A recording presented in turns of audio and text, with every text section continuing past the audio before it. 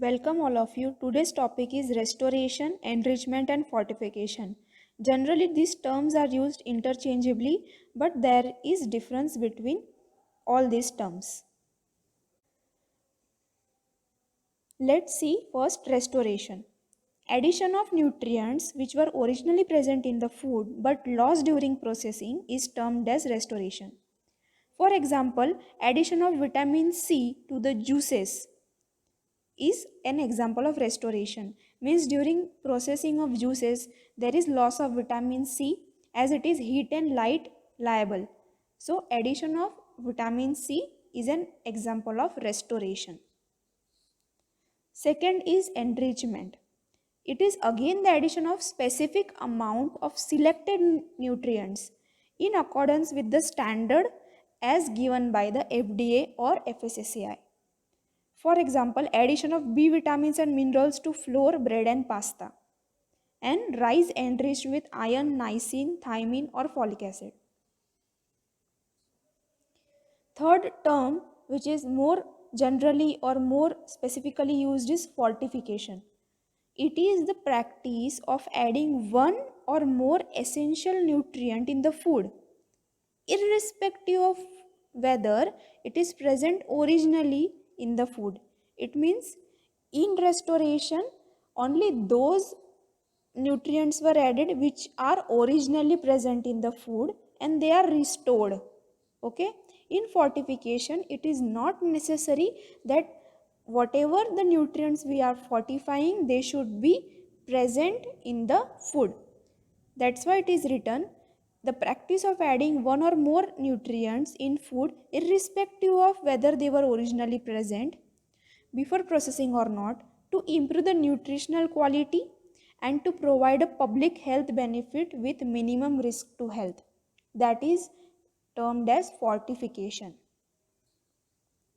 So what is the purpose of fortification? Why fortification is taken so much in serious note by FSSAI? So firstly is to improve the nutritional quality of the food. Second is to reduce the nutritional disorder. Next, it is helpful for bodybuilding and for medical treatment. Then we will see types of fortification. So first is biofortification. Now what is biofortification? So addition of nutrient or increasing the nutritional value at crop level. So by genetic engineering or by plant breeding, we can incorporate nutrient in the crop itself. For example, golden rice, which is a good source of beta carotene and iron. Then maize crop incorporated with lysine and tryptophan. Okay, so this is an example of biofortification. Second is microbial biofortification. Okay, that it means addition of probiotic bacteria. Especially you will observe new probiotic food category coming in the market. For example, probiotic yogurt, probiotic ice creams. So this is an example of microbial biofortification. Then third is very common, that is commercial and industrial fortification. Now FSSAI have given guidelines and even we have know from the earlier times our salt is fortified with iodine. So this comes under commercial and industrial fortification.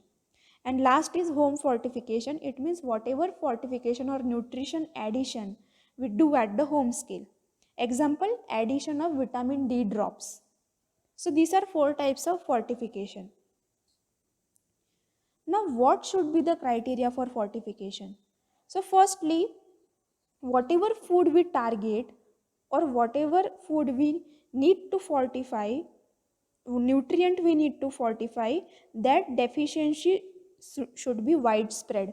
For example, in India, iron deficiency is more prominent.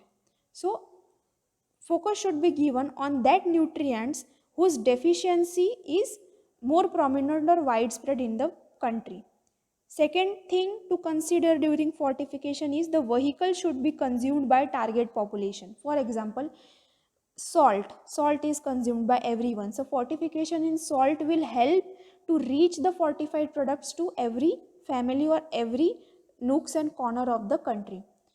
Flour, rice, oil, so these are some food which are consumed commonly by the population. Third is high consumption of fortified food should not lead to toxicity.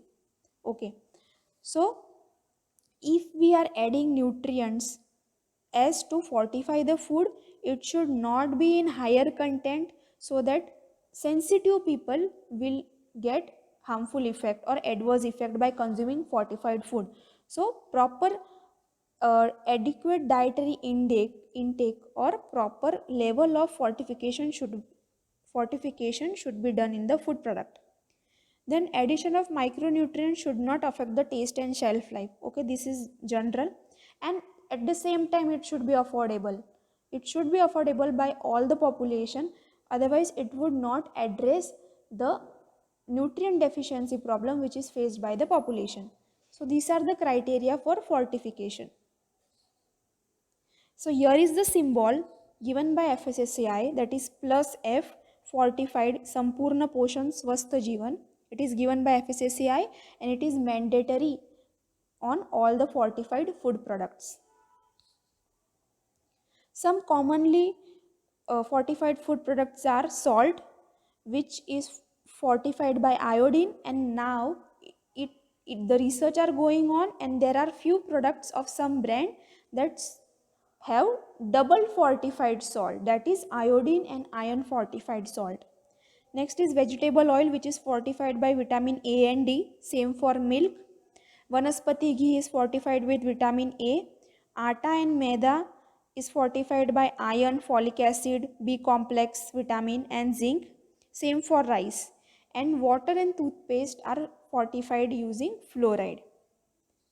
So this was about restoration, enrichment, and more about fortification, as it is very much important and many research is going on fortification. And even FSSAI have given guidelines, have given levels for fortification, have given criteria which should be followed upon. Thank you.